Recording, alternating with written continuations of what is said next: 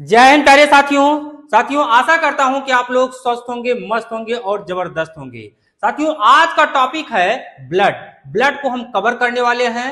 Blood इस समय जो हमारी वैकेंसी आई है रेलवे ग्रुप डी और अन्य सभी एग्जामों के लिए बहुत इंपॉर्टेंट है। साथियों ब्लड से जितने भी आपके परीक्षा के दृष्टि से प्रश्न बनते हैं आज हम यहाँ पे देखने वाले हैं। चलिए स्टार्ट करते हैं। ब्लड ब्लड होता क्या है? ब्लड हमारी बॉडी में पाया जाता है। ब्लड बहुत इंपॉर्टेंट होता है। अगर ब्लड की कमी हो जाती है हमारे शरीर में तो हमारा शरीर रोगीला हो जाता है। चलिए साथियों ब्लड को हम देखते हैं। अब पहले हम देखेंगे कि ब्लड कितने प्रकार के होते हैं, ब्लड के पार्ट कौन कौन से होते हैं। तो ब्लड वैसे दो प्रकार के होते हैं साथियों। कितने प्रकार के होते हैं? दो भागों में इसे बांटा गया है इसको ब्लड को। तो ब्लड का अगर हम डिवाइडेशन करें तो दो भागों में बांटा गया है इसको। प्लाज्मा, क्या प्लाज्मा, एक होता है प्लाज्मा और एक होता है ब्लड कार्पकल्स। क्या होता है? ब्लड कार्पकल्स होता है। आप जानते हैं कि जो आपका ब्लड होता है ये दो भागों में होता है।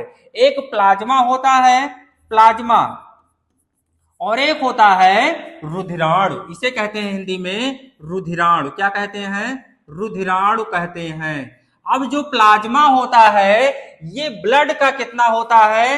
ये होता है 55%। कितना होता है? 55% होता है ब्लड का।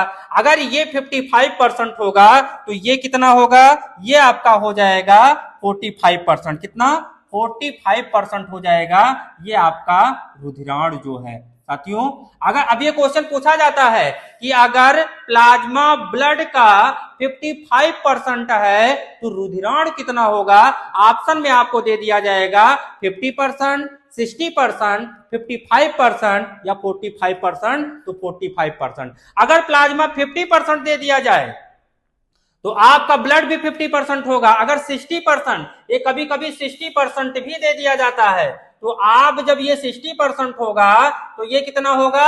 ये आपका 40% होगा। कितना होगा? 40% होगा।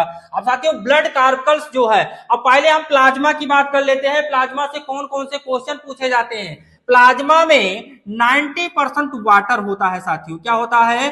90% यहाँ पे पानी होता है, वाटर होता है। तो याद रखेंगे अगर पूछा जाता है कि प्लाज्मा में कितने परसेंट वाटर पाया जाता है तो 90% वाटर पाया जाता है। उसके बाद जो है 8 to 9% जो है इसमें क्या पाया जाता है? कार्बनिक पदार्थ पाया जाता है। क्या पाया जाता है? कार्बनिक पदार्थ पाया जाता है। अगर आपसे पूछ लिया जाए कि प्लाज्मा में कार्बनिक पदार्थ की मात्रा कितनी होती है तो लगभग 8 to 9% पाया जाता है साथियों। आगे देखते हैं कि इसमें जो 1% होता है लगभग वो पाया जाता है आपका अकार्बनिक पदार्थ। क्या? अकार्बनिक पदार्थ जो पाया जाता है वो 1% पाया जाता है। इसको भी आप याद रखिएगा, नोट कर लीजिए। तो प्लाज्मा में 90% पानी, 8 to 9% जो है कार्बनिक पदार्थ और 1% पाया जाता है इसमें अकार्बनिक पदार्थ पाया जाता है। ये चीज आपका क्लियर हो गया। अगर आपसे पूछा जाता है कि प्लाज्मा में कार्बनिक पदार्थ की मात्रा कितनी होती है तो 8 to 9% होती है। कितनी होती है? 8 to 9% होती है। अगर पूछ लिया जाता है प्लाज्मा में अकार्बनिक पदार्थ की मात्रा कितनी होती है तो 1% होती है। नोट कर लीजिएगा। उसके बाद अब हम चलते हैं सीधा ब्लड कार्पकल्स की बात करते हैं। तो अगर हम ब्लड कार्पकल्स की बात करेंगे तो आप देख सकते हैं कि यहाँ पे हम रुधिराणु की बात करेंगे। किसकी? रुधिराणु की बात करेंगे जो ब्लड का एक पार्ट है। रुधिराणु, ब्लड कार्पकल्स, इसकी बात हम करते हैं। इसका जो प्रकार होता है वो 3 प्रकार होता है। एक होता है आरबीसी। क्या होता है? RBC, red blood corpuscles. क्या होता है? कार्पकल्स। ये होता है आपका रेड ब्लड कार्पकल्स होता है। इसे लाल रुधिर कणिका भी कहा जाता है। क्या कहा जाता है? लाल रुधिर कणिका कहा जाता है। लाल रुधिर कणिका का हमारे बॉडी में बहुत बड़ा योगदान होता है। दूसरा अगर बात करें तो होता है WBC। क्या होता है? WBC होता है और WBC को हम क्या कहते हैं, श्वेत रुधिर कणिका कहते हैं। क्या कहते हैं, श्वेत रुधिर कणिका कहते हैं। क्या कहते हैं, श्वेत रुधिर कणिका इसे कहते हैं, या व्हाइट ब्लड सेल्स कहते हैं। क्या कहते हैं, व्हाइट ब्लड सेल्स कहते हैं। साथियों, जो WBC होती है, ये आपकी जो कितनी मात्रा पाई जाती है, ये भी क्वेश्चन पूछा जाता है। तो आपका जो WBC है, उसके बाद क्या है, ब्लड प्लेटलेट्स। क्या है, ब्लड प्लेटलेट्स की बात करेंगे, जो आपका BP इसे कहते हैं, ब्लड प्लेटलेट्स। इसे थ्रोम्बोसाइट्स भी कहा जाता है। अब ये 3 टाइप्स हो गए। देखिए, RBC जो होता है, इसकी मात्रा जो होती है बॉडी में, वो 99% होती है। कितनी, 99%। और ये दोनों मिला के पाई जाती हैं 1%। कितना, 1%। मतलब हमारे बॉडी में 1% में WBC और ब्लड प्लेटलेट्स पाया जाता है, और उसके बाद जो है 99% जो है वो RBC पाया जाता है। साथियों, ये पूछा जाता है कि RBC का जीवन काल, क्या RBC का जीवन काल कितना होता है? तो RBC का जीवन काल भी आप नोट कर लीजिए कि RBC का जीवन काल कितना होता है।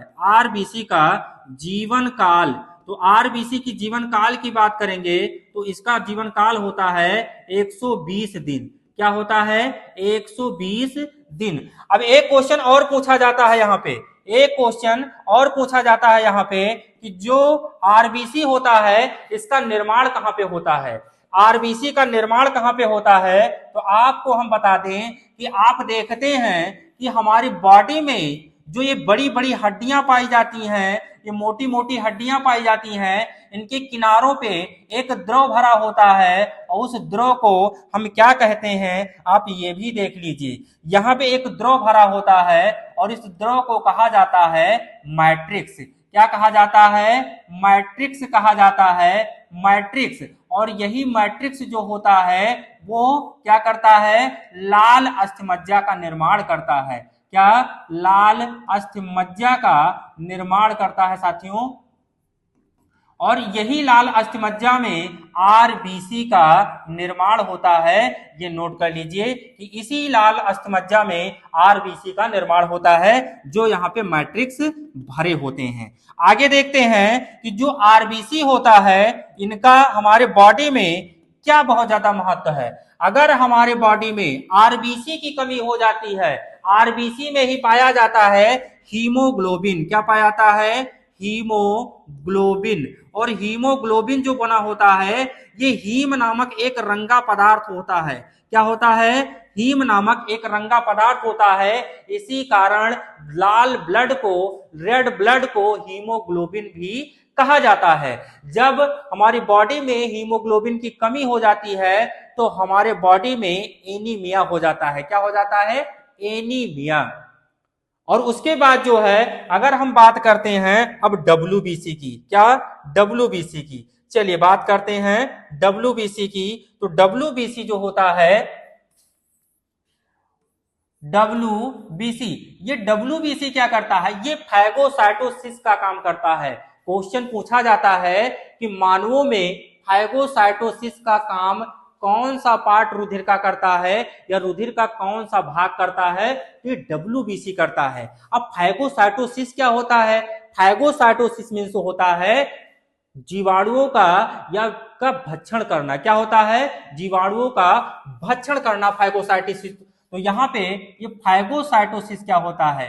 फैगोसाइटोसिस, इसका काम होता है जीवाणुओं का भक्षण करना, फैगोसाइटोसिस। और ये कौन करता है? ये आपकी WBC करती हैं। यही एक क्वेश्चन पूछा जाता है साथियों। उसके बाद जो है आपका ब्लड प्लेटलेट्स। क्या?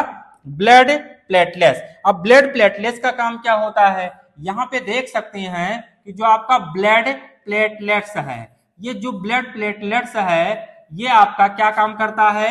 ये रुधिर का थक्का जमाता है, मतलब ब्लड क्लॉटिंग करता है। क्या करता है? ब्लड क्लॉटिंग का काम करता है, रुधिर का थक्का बनाता है। क्या करता है? थक्का बनाना इसका काम होता है। अगर क्वेश्चन पूछ लिया जाए कि हमारी बॉडी में अगर मान लीजिए ब्लड प्लेटलेट्स काउंट कम हो जाए तो क्या होगा, तो रुधिर का थक्का नहीं बनेगा। क्या होगा, रुधिर का थक्का नहीं बनेगा। क्यों? क्योंकि आपकी बॉडी में अब ब्लड प्लेटलेट्स कम हो गई हैं। एक बीमारी होती है, आपने नाम सुनू होगा, डेंगू।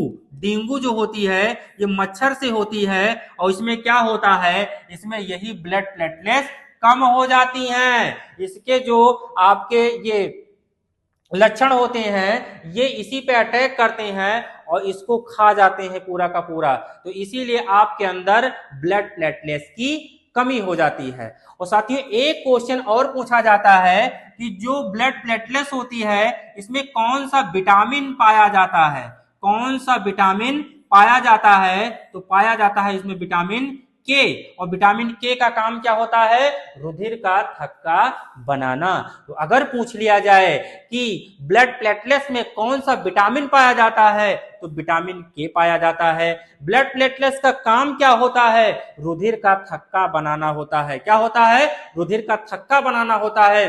और अगर पूछ लिया जाए कि जो हमारा ब्लड है 99% कौन सा ब्लड पाया जाता है, तो रेड ब्लड पाया जाता है। वैसे रेड ब्लड पाया जाता है। वैसे रुधिर का जो स्वाद होता है वो क्या होता है, रुधिर का जो टेस्ट होता है वो क्षारीय होता है।